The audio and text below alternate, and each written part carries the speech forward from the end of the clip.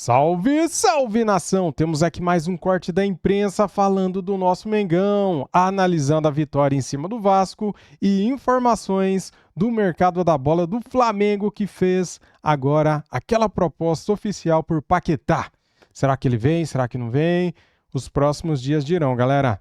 Faz o seguinte, acompanhe o vídeo até o final, deixa o like, se inscreva e ative o sininho. Nunca saia do vídeo antes de ver até o final, porque você pode perder algo interessante do nosso Mengão, tá bom?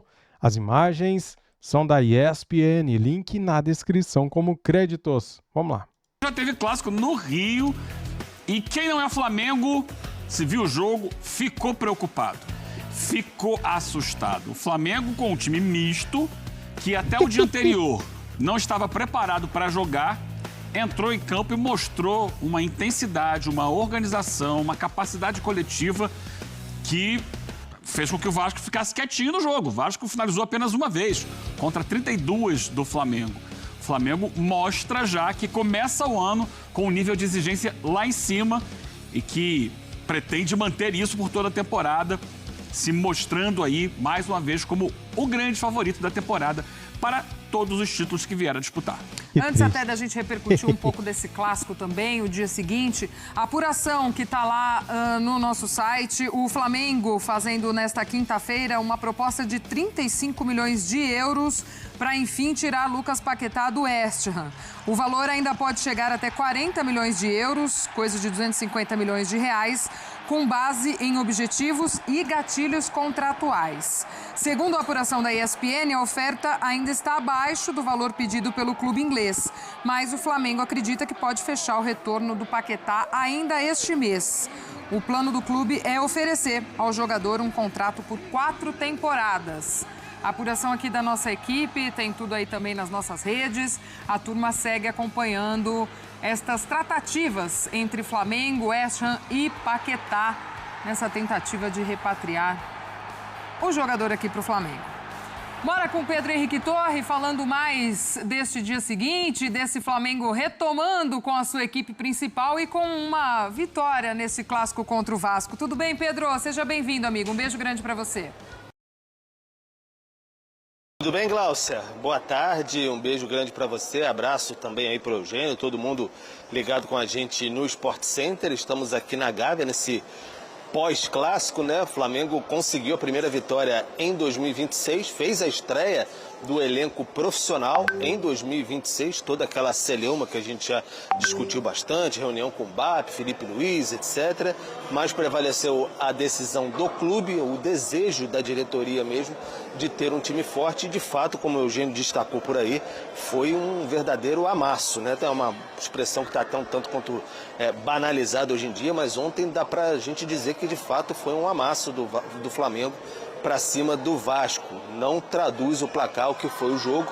Léo Jardim trabalhou bastante e o Flamengo fez o que julgava ser necessário e possível diante dessa situação, como, por exemplo, deixar o Arrascaeta fora, Jorginho fora, Ayrton Lucas fora, alguns jogadores que ainda tinham que trabalhar um pouco mais a parte física, já de olho no começo do Campeonato Brasileiro na próxima semana, ficaram fora, mas parece que não fizeram falta, né? Porque o Flamengo de fato mostrou muita intensidade, de forma até surpreendente. Os jogadores falavam sobre isso na zona mista, como se sentiram bem, de maneira até surpreendente.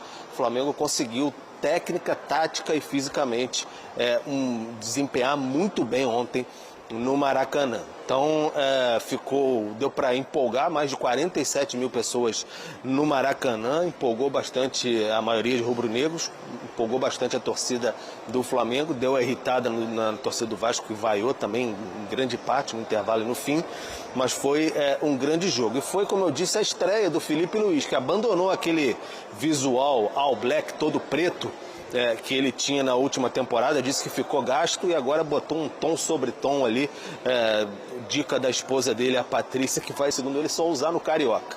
Então estava até mais descontraído. O Felipe Luiz falou pela primeira vez desde a renovação que ele teve com o Flamengo, aquela mini novela, digamos assim. E o Felipe Luiz ontem falou um pouquinho sobre essa continuidade do trabalho, o quão importante isso é. E ele até brincava, acabou a luz em algum momento no CT do Flamengo durante a semana, eu disse que eles podiam treinar mesmo no escuro, de tão entrosado que o time já está. A gente ouve o Felipe agora e também um pouquinho do Léo Pereira. Eu já conheço os jogadores, já sei da forma que eles têm de lidar, a ambição que esses jogadores têm de jogar, de performar, de se divertir dentro do campo. Você falou aí bem, quando o time tem tempo para treinar, ele desenvolve todas as ideias, ele pega todos os conceitos. Hoje, por mais que tenha sido um jogo com um volume de finalizações muito grandes, existem coisas para melhorar, sim, com certeza. Mas foi um jogo espetacular. O que eu gostei foi, principalmente, que os jogadores se cuidaram bem, sabem a prioridade que é cuidar do próprio corpo e a qualidade que eles têm. Só de perto você consegue entender o nível de jogador que nós estamos falando hoje no elenco do Flamengo. Isso é um nível muito alto e um jogo excepcional. A gente sabe aquilo que o nosso técnico pede pra gente, então não tem segredo. A gente, na hora que foi pedido, a gente já estava à disposição, estava treinando há alguns dias e não teve novidade nenhuma. Já conhecíamos também a equipe do Vasco. Eu acho que o que nos surpreendeu foi a forma com que a equipe se portou dentro de campo e foi positiva, e a gente conseguiu controlar o jogo durante todo o tempo. Tá, então, Felipe Luiz e o Léo Pereira, uma satisfação bem grande dos jogadores, deu para observar na zona mista.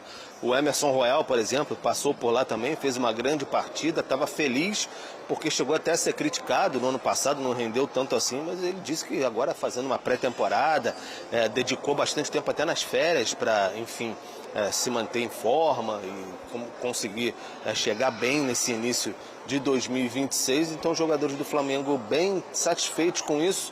E o Felipe Luiz conseguiu alternar dentro da partida esse controle de carga também, porque, por exemplo, o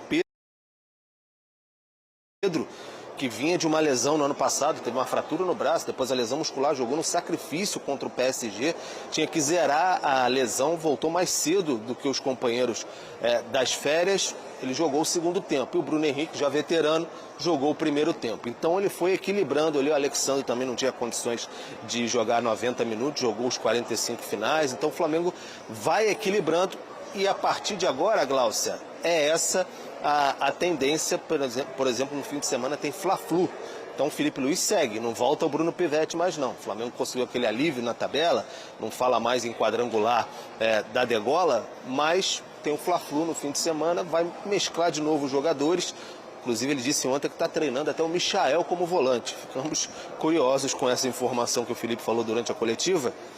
E no Fla-Flu a tendência é mesclar ainda o time e aí começar a acelerar, pisar mais no acelerador mesmo contra o São Paulo, dia 28, estreia no Morumbi pelo Campeonato Brasileiro. E aí logo depois tem a Supercopa do Brasil em Brasília contra o Corinthians. Glaucia.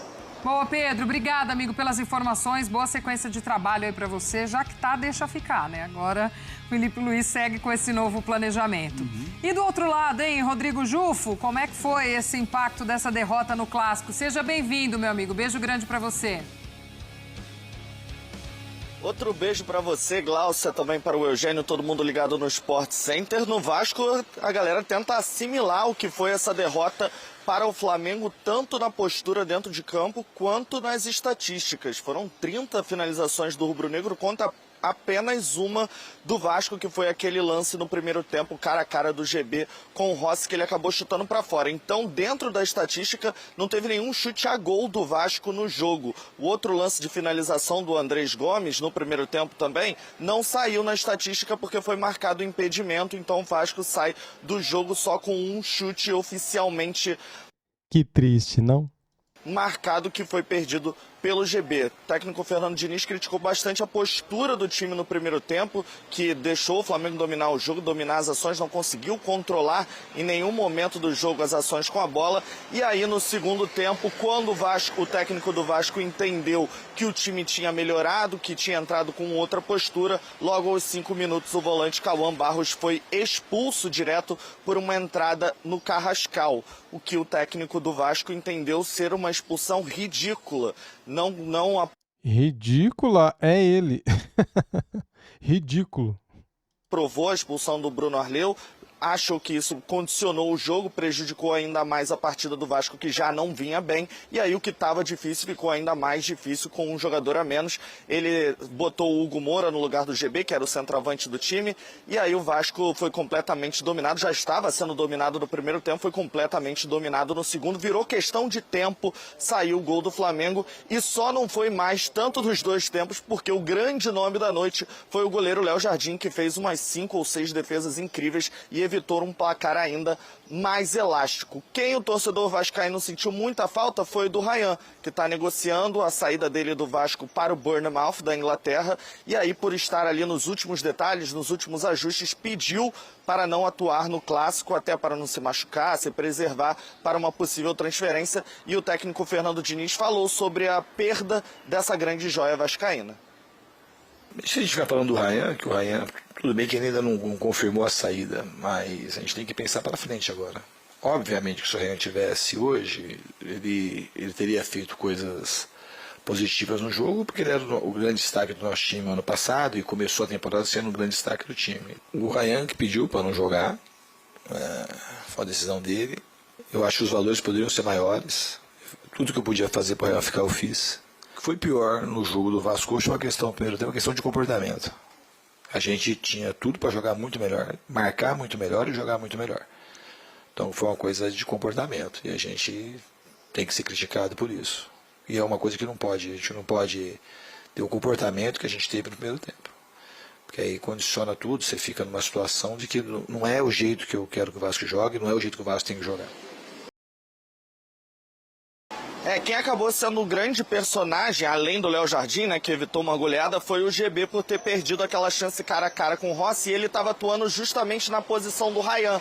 Então a torcida do Vasco ficou se perguntando, acho que se o Ryan tivesse jogando, fosse o titular da equipe, o Vasco teria saído na frente e aí o clássico teria sido outro, com o Vasco liderando o placar por 1-0. Naquele momento o jogo estava empatado, mas acabou que o GB perdeu a grande e única chance do Vasco no jogo. Agora, aqui no dia seguinte, é dia de reunir forças, entender o que aconteceu e seguir com o planejamento. Próxima rodada no final de semana contra o Boa Vista vai o time reserva, o Vasco está intercalando força máxima em time reserva e agora também, além de usar os reservas, descansar os titulares, o técnico Fernando Diniz, toda a direção, todo o corpo técnico do Vasco espera a chegada dos dois atacantes que chegam para suprir essa ausência do Ryan. Tanto o Inestrosa, que já está fechado, do Atlético Nacional, deve chegar aí ao longo dessa semana, talvez amanhã, na sexta-feira, ele já é esperado, e também o Brenner, que vem da Udinese, esse sim para ser ali mais o camisa 9, quem sabe suprir essa ausência do Ryan, que vai ser muito difícil, Glaucia.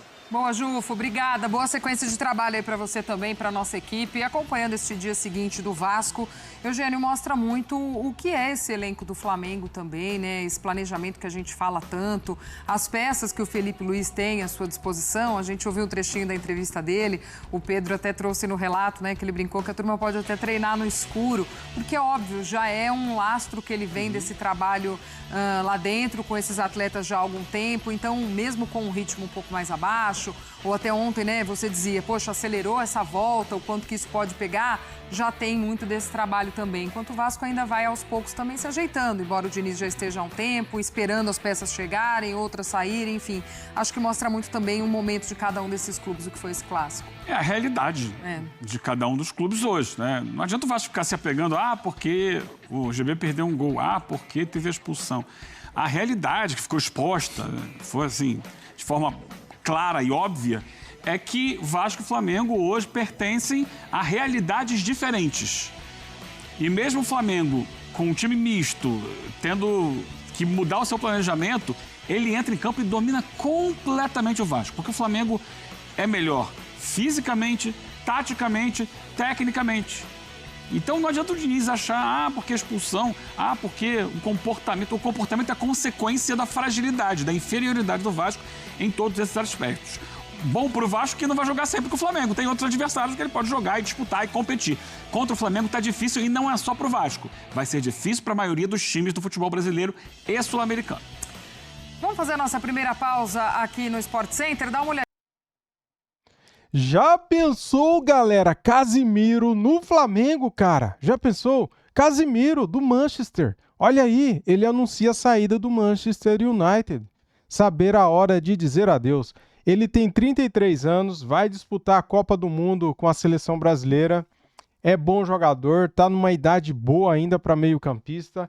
Eu entendo o seguinte, hein, galera? Não sei se ele já está certo com outro time ou não, não sei o que ele pensa, se ele pensa em voltar para o Brasil, mas, Casimiro, cara, se você quiser voltar para o Brasil, o Flamengo é um clube excelente, tá? Você já sabe disso, né? Lógico, é o melhor clube das Américas, é o melhor, maior.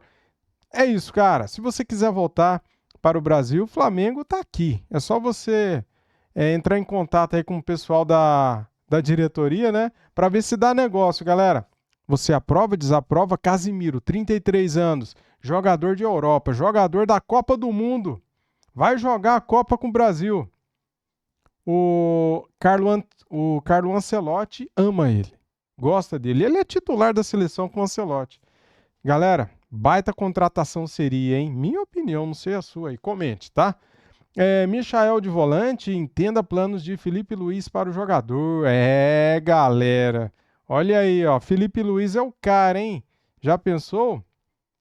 O robozinho de volante, cara, ele falou que pensou nisso, né?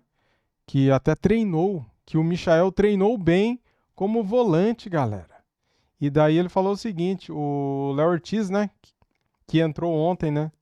E fez a função de volante, mas ele falou que não vai usar o Léo Ortiz de volante. Já Michael, ele falou que treinou e treinou bem.